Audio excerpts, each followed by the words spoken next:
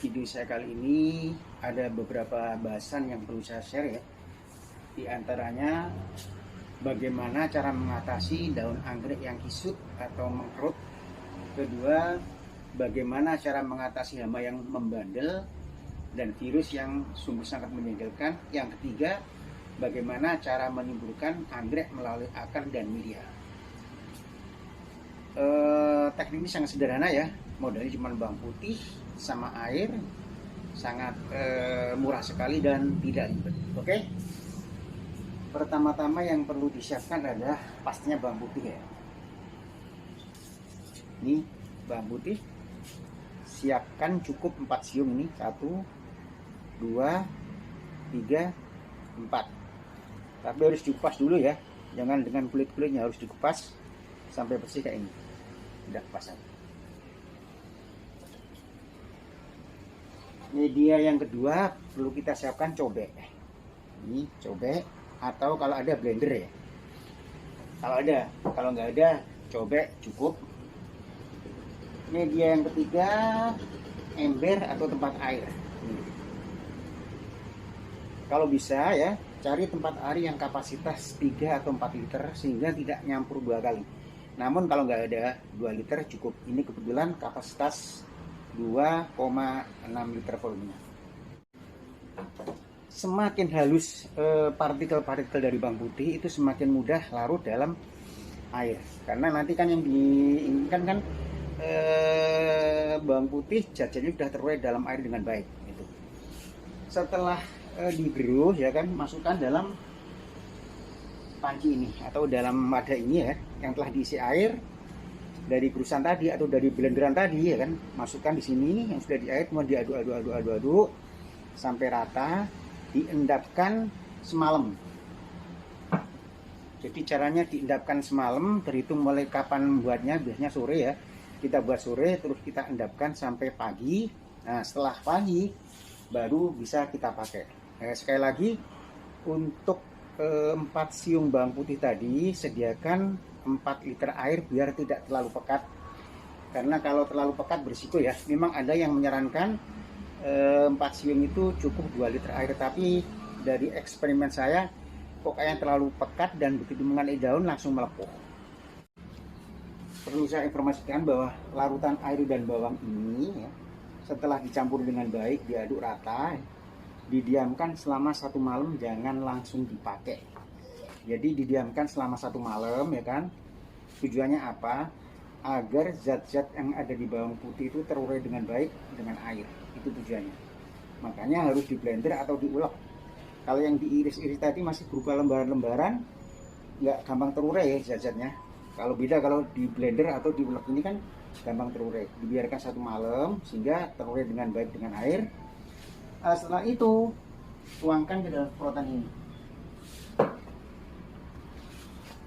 Namun jangan lupa harus disaring karena di situ masih banyak partikel-partikelnya atau sampah-sampahnya ini. Ini kan berupa partikel atau sampah-sampah ini. Kalau langsung dituangkan ke dalam semprotan ini, nanti berakibat sprayernya ini buntu. Nah ini, kalau ini udah buntu nggak bisa dipakai. Jadi harus disaring dulu. Kalau saya biasanya pakai corong yang ada saringannya itu. Atau kalau enggak bisa dituangkan biasa tapi pakai ini, pakai kain yang lembut, yang halus itu, dituangkan airnya. Nah, nanti hasilnya airnya bersih tanpa kotorannya. Selanjutnya cara menyemprotkan begini. Kebetulan posisi anggrek menghadap ke bawah ya. Jadi rentan sekali. Dari awal tadi kan saya bilang bahwa campuran bawang putih dan air itu panas ya. Kalau mengenai daun atau batang bisa melepuh. Makanya sedapat mungkin harus dihindarkan dari cairan bawang putih tadi, daun dan batangnya. Karena nanti percuma, tujuannya untuk mengusir hama atau virus atau untuk pertumbuhan, malah daunnya melepuh. Caranya begini. Ya kan? Ini kita cari plastik dulu biar aman ya kan, ditutup. Bagaimana caranya supaya nanti air itu tidak mengenai daun, batang, atau pohonnya.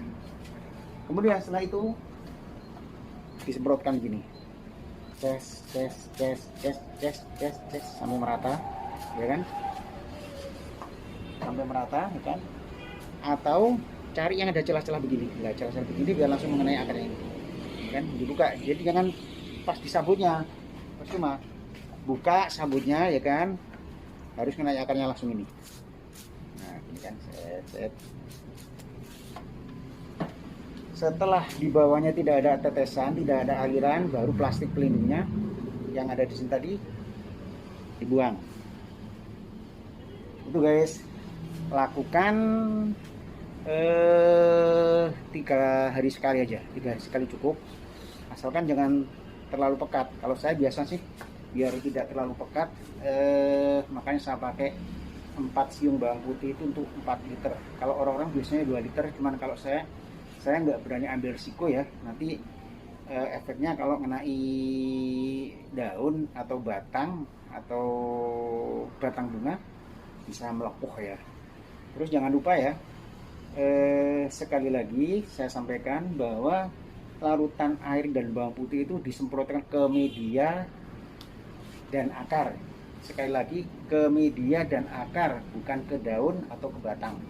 Jadi jangan salah arti ya, itu.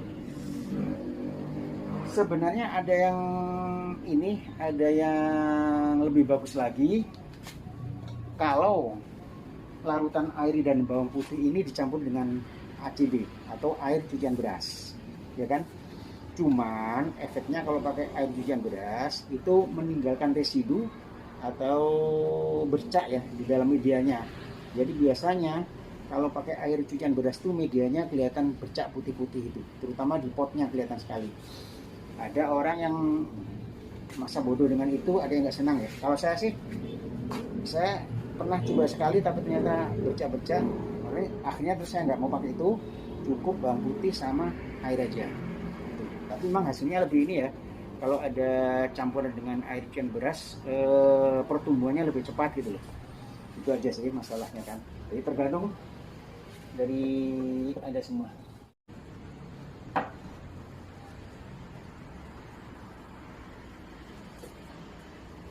Sahabat anggrek, kebetulan saya ada kasus ya.